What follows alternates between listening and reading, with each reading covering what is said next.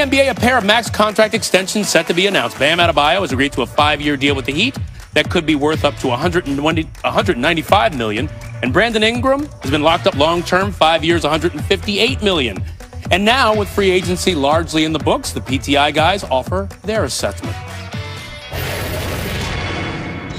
Happy Thanksgiving, turkeys. Okay, Wilbon, now that NBA free agency is pretty much over, which team made the best move?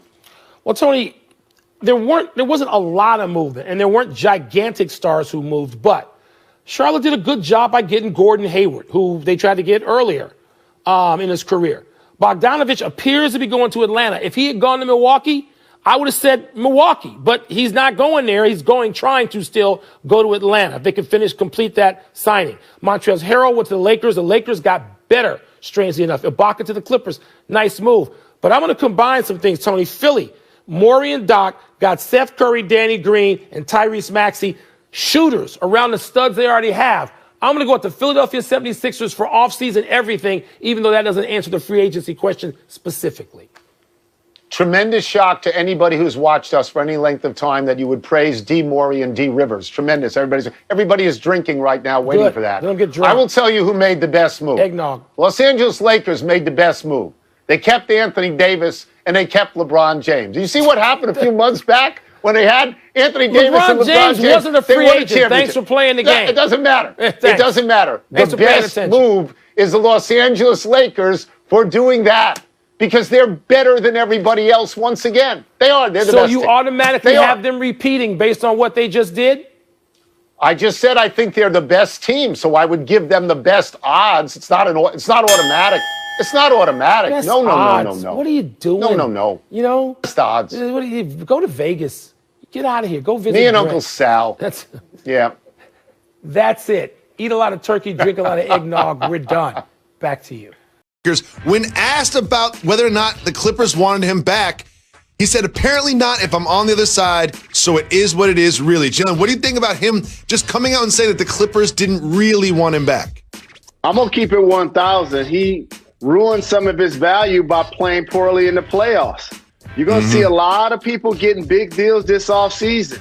The reason why he didn't get a long-term deal is because he was the defensive liability that the Joker continued to take advantage of to the point where they had to take him out of the game.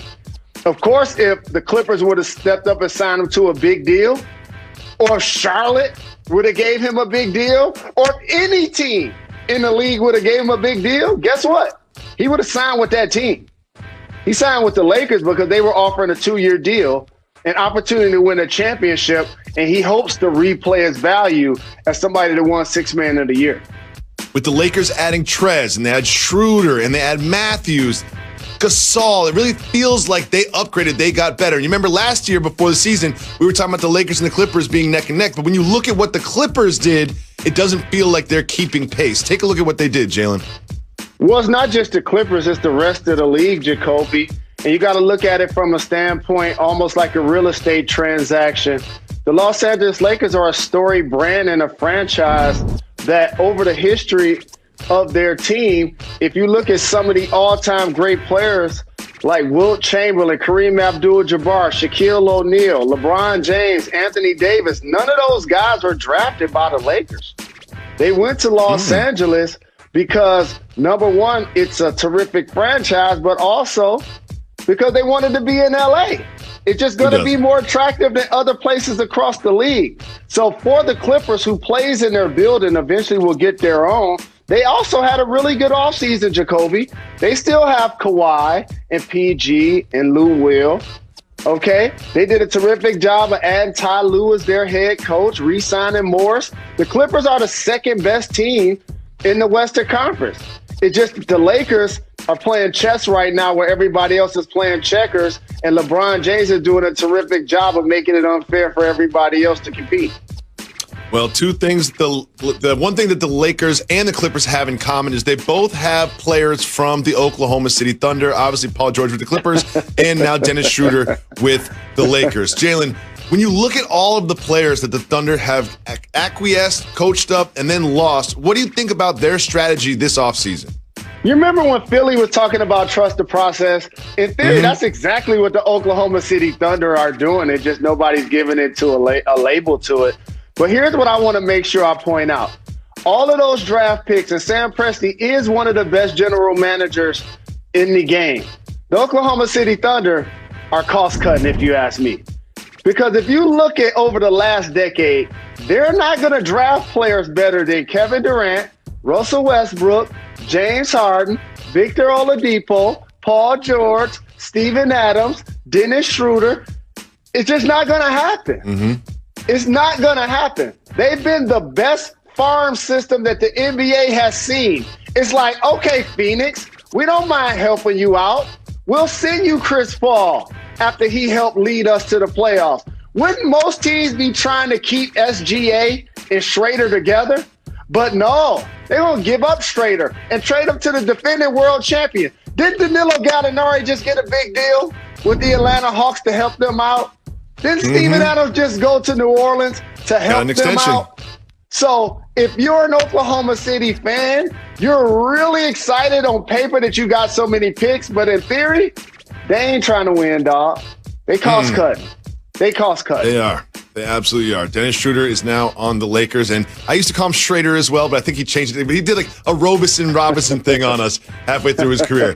Now, Jalen, there's another interesting report from the NBA, and that is not just that John Wall no longer wants to be with the Wizards, but the GM, Tommy Shepard, says we have absolutely no plans on trading Wall. What do you think about the GM coming out and straight up saying he can ask all he wants, but that doesn't mean that we have to trade him?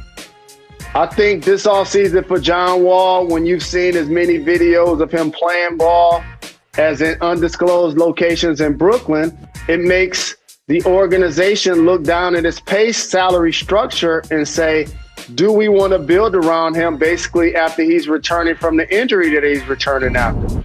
And while still a talented player, on paper, you got to look at some of the deals that you're being offered. And Russell Westbrook was one of the names that was thrown out there. And for the Houston Rockets, they wanted more in return than just John Wall. If they were going to give up Russell Westbrook, this is a deal that I wouldn't be surprised, Jacoby, if it got revisited. Because for the Washington Wizards, they've decided they're going to build around Bradley Beal. They just gave Bertans a big deal. And so for that franchise, it's going to be interesting to see if Wall starts the season with them or he ends up elsewhere. Absolutely. I think that Westbrook to Wall trade, it just makes so much sense. They're always talking about trading James Harden. Let's keep the scoring champion. Let's keep the former MVP scoring champion. And let's build around him, and let's get rid of Westbrook, who's definitely more of a problem than James Harden was when it came to their production, especially in the bubble. Now, Jalen, we also have some news from the Celtics. They have extended Jason Tatum, gave him $195 million. They've made some other moves that you can take a look at. What do you think about what the Celtics have done this offseason in their competition in the East? I think something that I've acknowledged over the last year or so, while Danny Ainge is a terrific GM, he had a chance to cash his chips in the middle of the table and he overplayed his hand. Of course, Jason Tatum is an all-NBA player that you want to give a max deal to, and Jaylen Brown's an all-NBA player, also a lockdown defender.